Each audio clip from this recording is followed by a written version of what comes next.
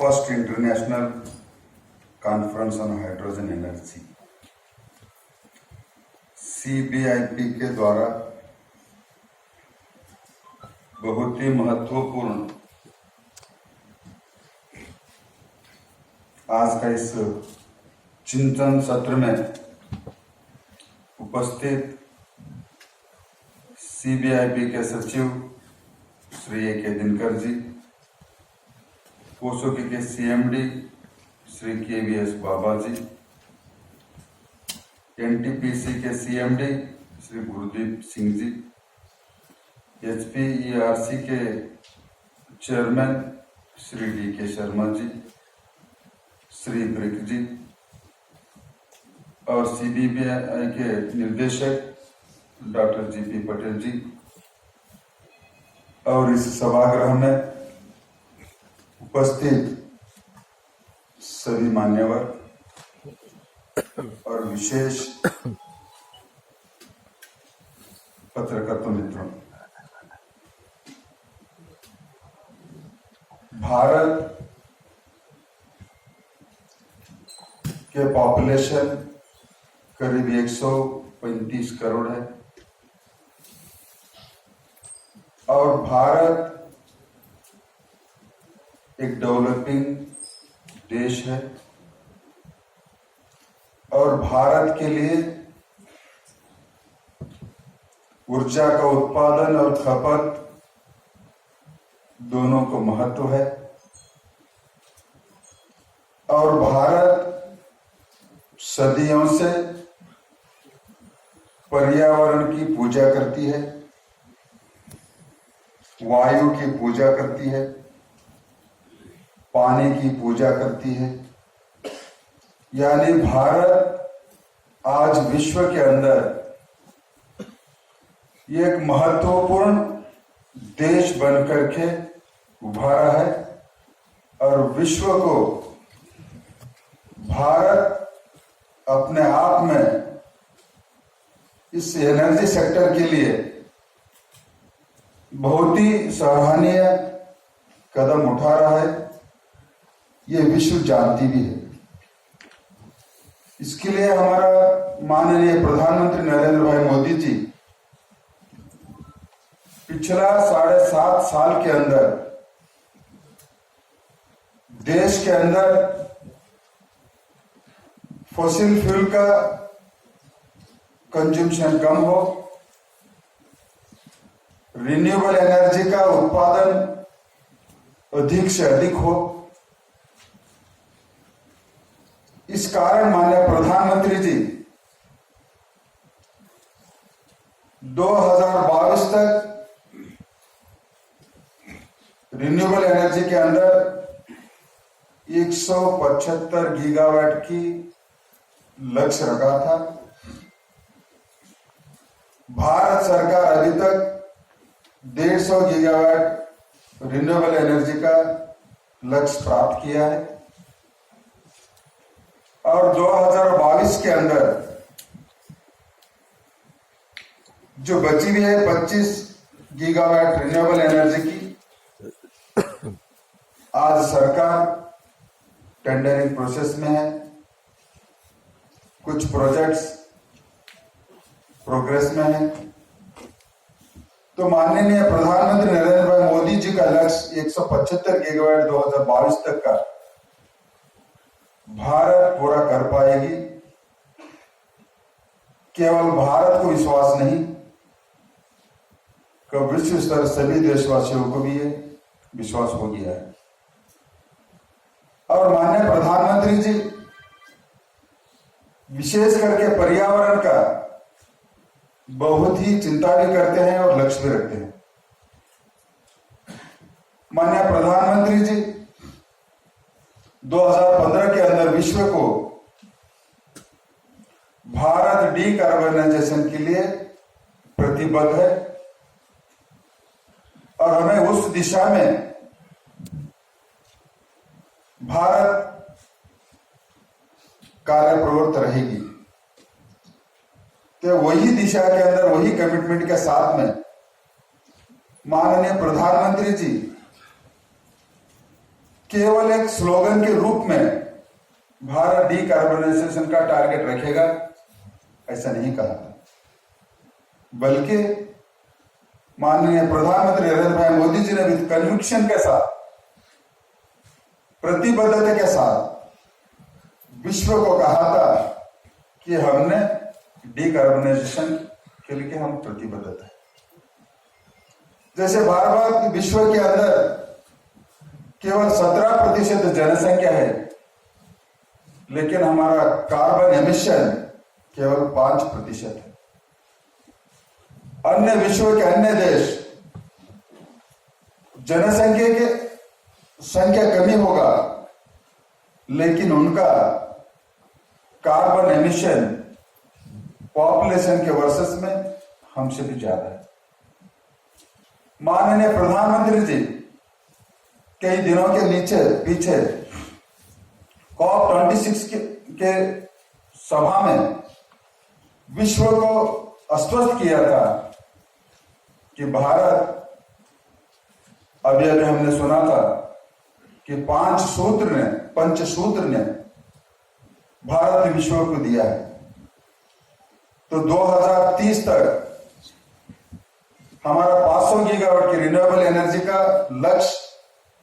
रखा गया है और उस दिशा के अंदर भारत कार्य कर रही है। उतना ही नहीं, 2030 तक renewable energy, non fossil fuels के अंदर 50% की एनर्जी भारत उत्पादन भी करेगा और खपत भी करेगी। और नेट जीरो जो कार्बन की जो लक्ष्य रखा है माननीय प्रधानमंत्री जी 2070 तक, तो निश्चित रूप में भारत 7.5 साल के अंदर जो लक्ष्य रखा था, वो लक्ष्य प्राप्त होने के बाद केवल भारतवासियों के लिए नहीं, बल्कि वैश्विक स्तर के सभी नेताओं को भी विश्वास हो गया कि भारत 2017 तक नेट जीरो कार्बन एमिशन की लक्ष्य पूरा कर पाएगी। तो इसी के लिए माननीय प्रधानमंत्री जी हाइड्रोजन मिशन 15 अगस्त 2021 लाल किले से, बल्कि देशवासियों को संबोधित करते हुए कहा था कि हाइड्रोजन मिशन हमने अनाउंस किया।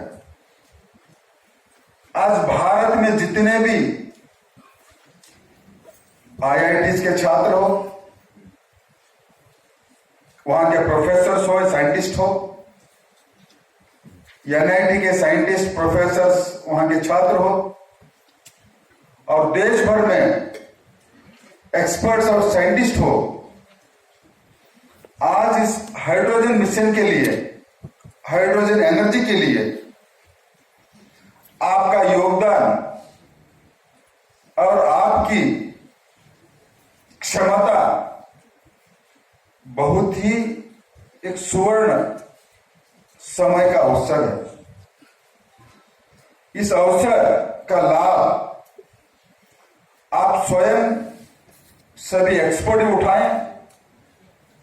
और सभी वैज्ञानिक भी उठाएं, और हाइड्रोजन एनर्जी के क्षेत्र के अंदर ज्यादा से ज्यादा संशोधन हो और इसका मूल्य,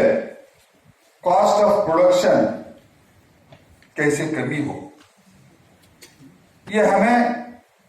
एक चैलेंजेस का रूप में हमें देखना भी है। और इस चैलेंजेस को देखते हुए हमारा लक्ष्य भी प्राप्त करना है। तो आज भारत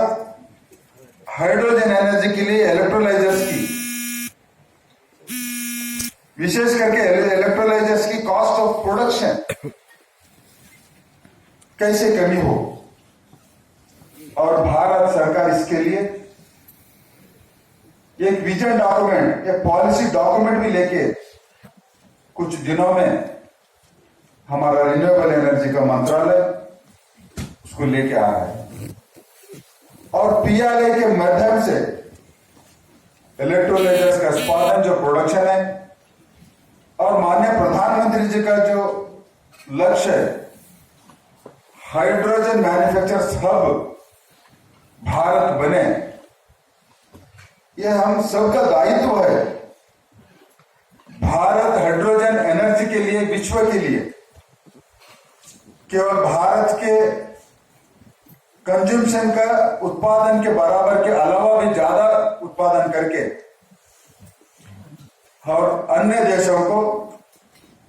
हम एक्सपोर्ट भी करें और वो क्षमता और वो सामर्थ्य भारत के पास है। तो इसके लिए भारत सरकार इस दिशा में अनेक कदम सकारात्मक विचारों से लेकर के और सभी एक्सपोर्ट विद्वानों का बातों को, विचारों को, मंथनों को सुन करके, स्वागत करके भारत सरकार अपना मंत्रालय काम कर रही है। मैं आप सभी को विनती करता हूं कि अच्छे से अच्छे भारत सरकार के हाइड्रोजन एनर्जी के अंदर कैसे पॉलिसी हो, कैसे पॉलिसी बने और देश के अंदर अच्छे से अच्छे हाइड्रोजन एनर्जी का इंफ्रास्ट्रक्चर डेवलपमेंट कैसे रहे, भारत सरकार को अच्छे से अच्छे सुझाव दे और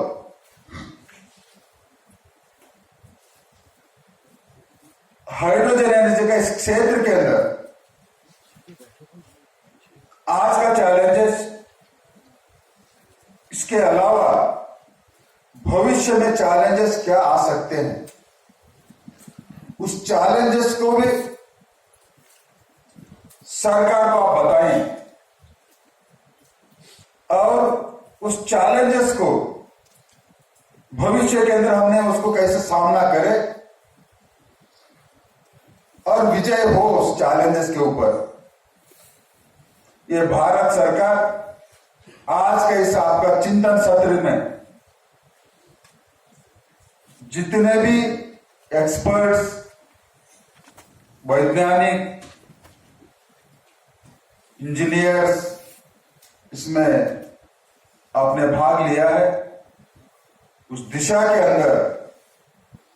आपका सोच, आपका श्रद्धा भाव से कार्य प्रवृत्त हो करके मां भारती का हम सब सेवा करें। यही मेरे दो बातों के साथ मैं बात समाप्त करता हूं। जय हिंद,